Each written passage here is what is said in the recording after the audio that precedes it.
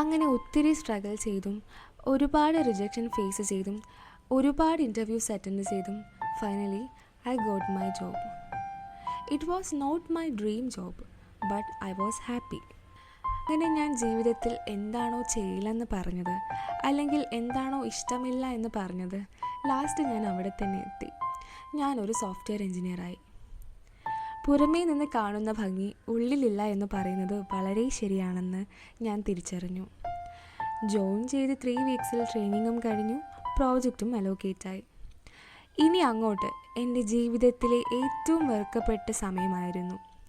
കാണുന്ന എല്ലാവരും നിങ്ങളുടെ ഫ്രണ്ട്സ് അല്ല, വെറും കൊളീഗ്സ് ആൻഡ് ക്ലാസ്മേറ്റ്സ് മാത്രമാണെന്ന് അപ്പോഴേക്കും ഞാൻ മനസ്സിലാക്കി.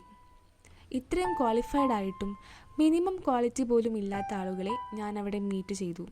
1.5 വർഷത്തിന് ശേഷം എൻ്റെ പ്രോജക്റ്റ് തീർന്നു.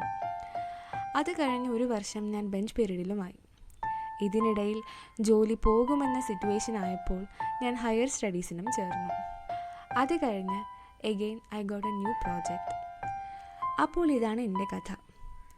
ഇനി ഈ കഥയിലെ ഒരു ഇമ്പോർട്ടൻ്റ് ഡേ ആണ് നാളെ. Stay tuned.